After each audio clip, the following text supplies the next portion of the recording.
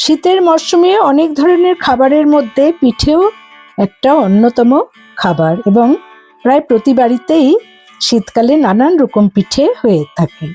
তা দেখুন, আজকে আমিও একটা পিঠের রেসিপি নিয়ে এসেছি। হ্যালো ফ্রেন্ডস, রুবিস কুকারি 2 থেকে আমি রুবি বলছি। সকলকে স্বাগত জানিয়ে আজকের একটা ডেজার্ট রেসিপি নিয়ে আমি হাজির। শীতকাল মানেই আমাদের ডেজার্টের মধ্যে সবচেয়ে আগে মনে পড়ে পিঠে পুলির কথা।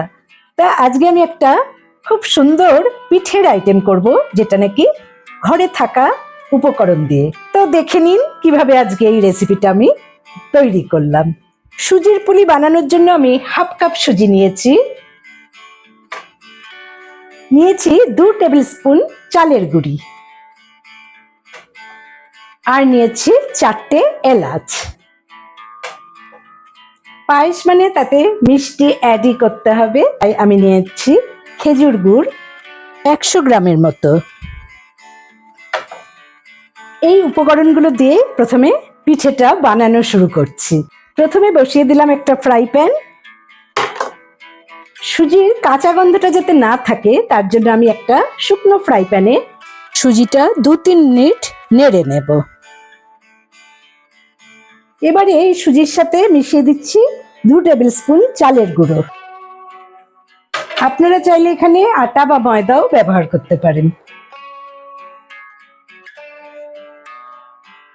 আমি এবারে এর সাথে 1 টিস্পুন ঘি অ্যাড করে দিচ্ছি।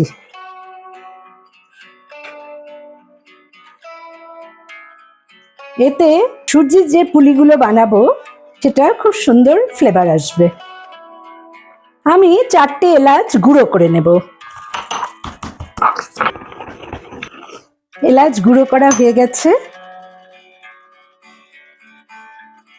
এবারে আমি এলাচ গুঁড়োটা সুজির সাথে মিশিয়ে নিলাম।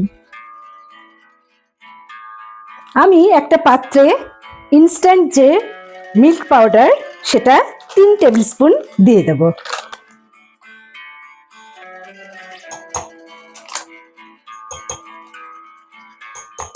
এবারে এতে 1 কাপ পরিমাণ জল মিশিয়ে দিচ্ছি। ভালো করে গুলে নেব।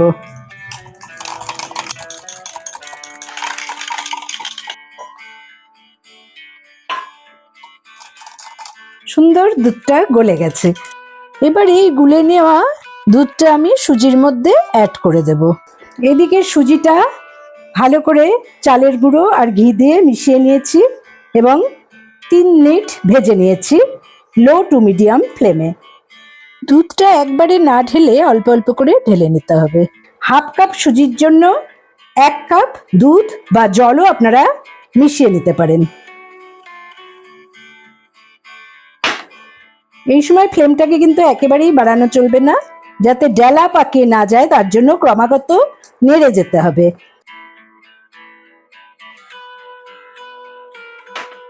অনেকটা শুকিয়ে এসেছে। যখন এরকম ভাবে আলগা হয়ে এর থেকে উঠে আসবে তখন বুঝতে হবে যে ভালো পাকটা হয়েছে। এরকম অবস্থায় আমি আরো হাফ টিস্পুন ঘি এখানে অ্যাড করে দিলাম। আবারও ভালো করে নেড়ে নিচ্ছি। সুজির এই মন্ডটা যেন একটু শক্ত করে মাখা হয়। কত সুন্দরভাবে দেখুন ফ্রাই প্যানের গায়ের থেকে এটা উঠে আসছে। একটা পাত্রে ঢেলে নিলাম। গরম থাকতে থাকতে আমি ভালো করে হাতের সাহায্যে মেখে নেব। দেখুন ডোটা কত সুন্দর হয়েছে। এবারে এর থেকে ছোট ছোট লেচি কেটে নেব।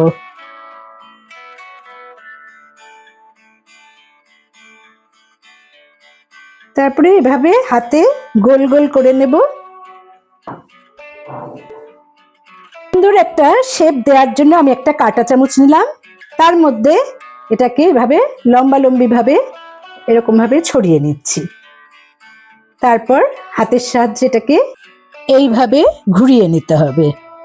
দেখুন কত সুন্দর একটা তৈরি হয়ে গেল। এভাবে আমি প্রত্যেকটা বানিয়ে নেব।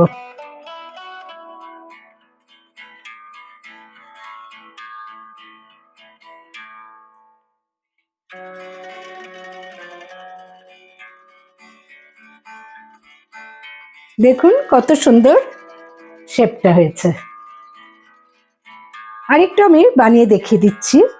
এভাবে চামচের মধ্যে রেখে হাত দিয়ে একটু লম্বালম্বি ভাবে এরকম করে নিতে হবে, খুব আলতোভাবে ঘুরিয়ে নিতে হবে।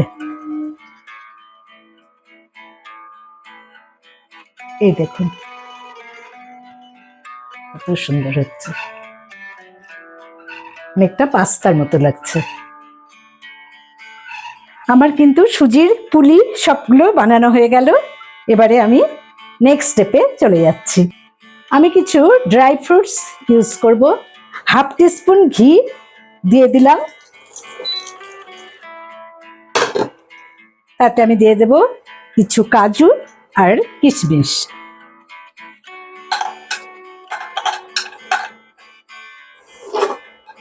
সামান্য সোনালি করে ভেজে নেব।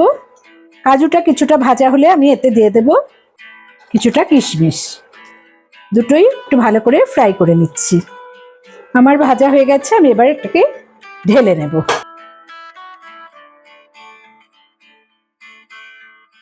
আমি এবারে হাফ লিটার দুধ এতে অ্যাড করে দিচ্ছি।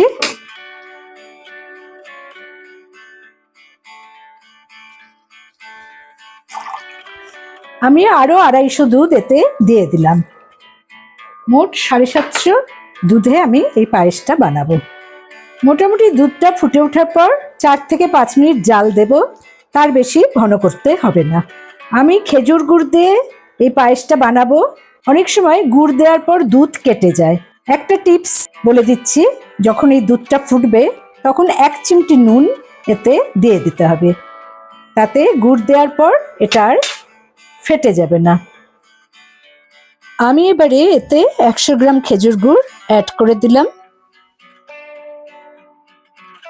সাথে 2 টেবিল স্পুন চিনি।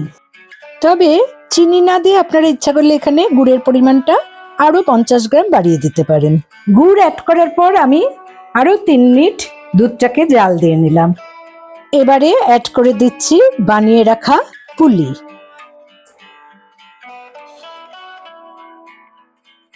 পুলিগুলোকে একটু হাতার সাহায্যে আলতো করে নেড়ে নিলাম। পুলিগুলো সেদ্ধ হওয়া মাত্র কিন্তু দুধের ওপর ভেসে উঠবে। দেখুন কি সুন্দর ভেসে উঠছে। দুধটা কিন্তু বেশি ঘন করা যাবে না, কারণ যেহেতু সুজির পুলি, সুতরাং দুধটা আপনা আপনি ঘন হয়ে যাবে। আমি আর বেশিক্ষণ জাল দেব না। নরম তুলতুলে হয়েছে, আমি এবার একটা বাটিতে ঢেলে নেব।